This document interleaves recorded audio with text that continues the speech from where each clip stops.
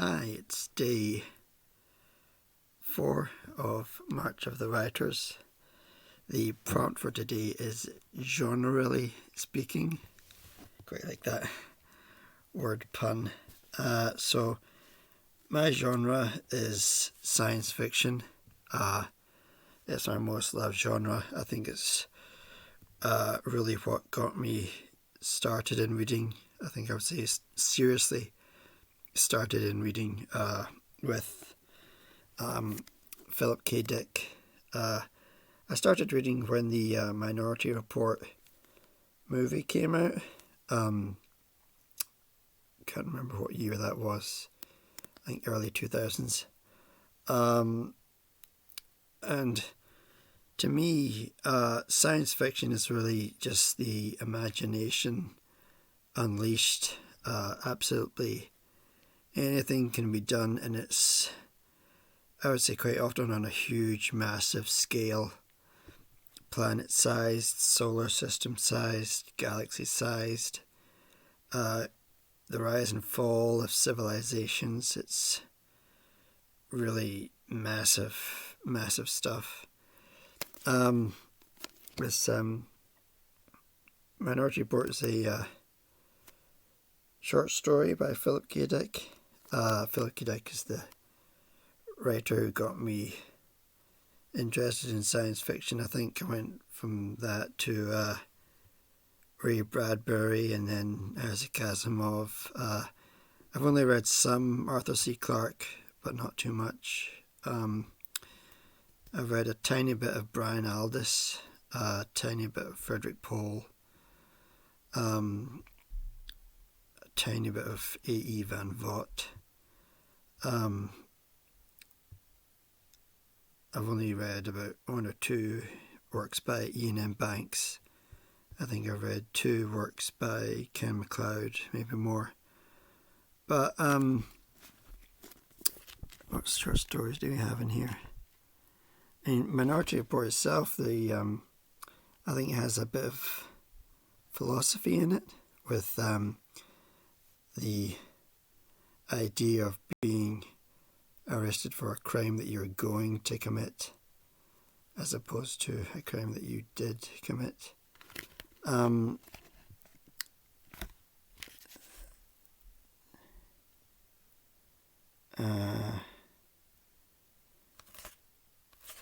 doesn't have Imposter. Imposter's a really, really good short story by Philip K. Dick. It's hard to choose his best. I don't know what his best short story would be. It might be Minority Report. It might be We Can Remember It For You Wholesale, which was turned into Total Recall. To me, maybe it's The Imposters or The Pre-Persons or The Defenders. Some of them have twist-ish sort of endings. The Imposters are a really, really good one. It's a movie starring Gary Sinise. It's well worth watching if you don't know the ending. That's the thing. If you do know the ending, it's spoiled and it loses its impact. I think I've read the majority of Philip K. Dick's work. An amazing mind. Mind-blowing stuff. And science fiction, loosely defined as science fiction, has led to what is perceived by quite a few to be the greatest movie of all time.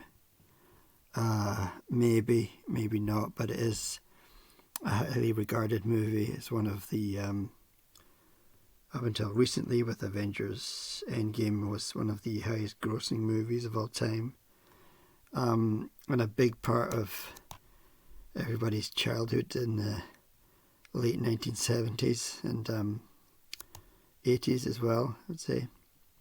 And then later with the re-release of the special edition, a lot of people got to experience Star Wars Not all that much science fiction, other than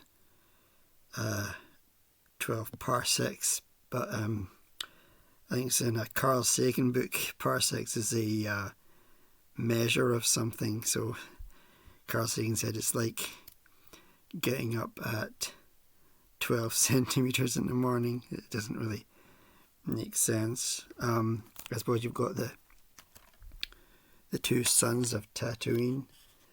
And I always thought, that planet wouldn't have any life. It would be too hot and too barren. But and also there's Mos Eisley with all those aliens, and I think aliens is a huge part of science fiction, and it's also a perfect example of the imagination being unleashed. You can create anything really.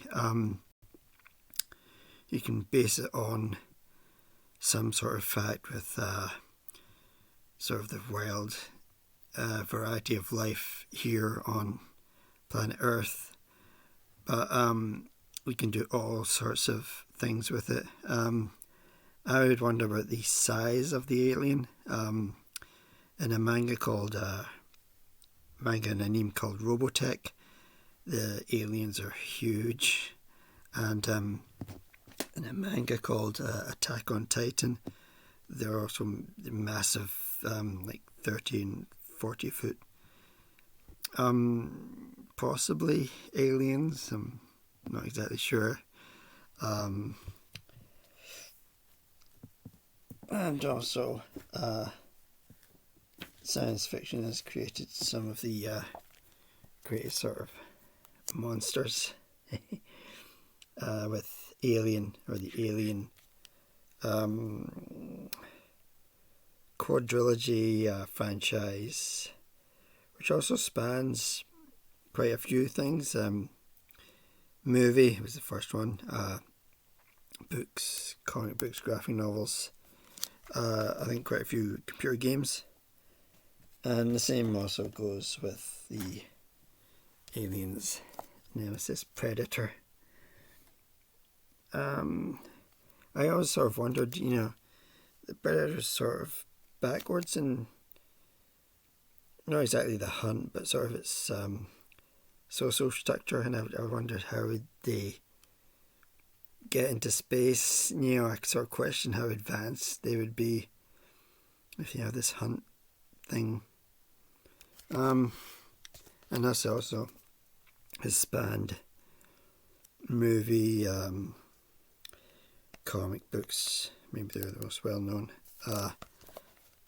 Far as I know, some computer games, not too many, and also there's audiobooks and novels of Aliens and Predator and Aliens versus Predator. And also the other famous work of science fiction is Star Trek and its various incarnations. Deep Space Nine, Star Trek Voyager, Enterprise, which I never saw. What's the new one? Discovery. And also that's multimedia as well. There's some quite good Star Trek computer games. None come to my head. I don't know the names. The comic books, I think they're okay. I've not read very many of them. The movies, which I quite enjoyed, and miss with some of them. And yeah, there's a lot of novels of the various Star Treks. Maybe the most would be Next Generation, I think.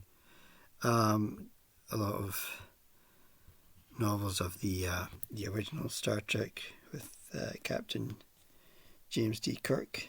I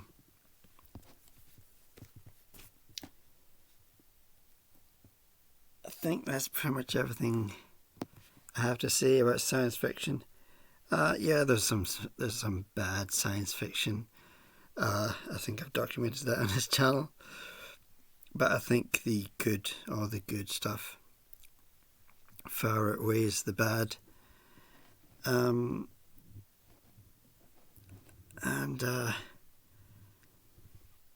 yeah, science fiction is definitely my genre. I wish I'd wrote a bit more. That's something I need to correct, something I need to write more of, especially in short stories, but it's actually quite difficult, or at least I find it quite difficult. And also I need to be reading a lot more science fiction. Hopefully I'll be doing that this year. Thanks for watching. Bye.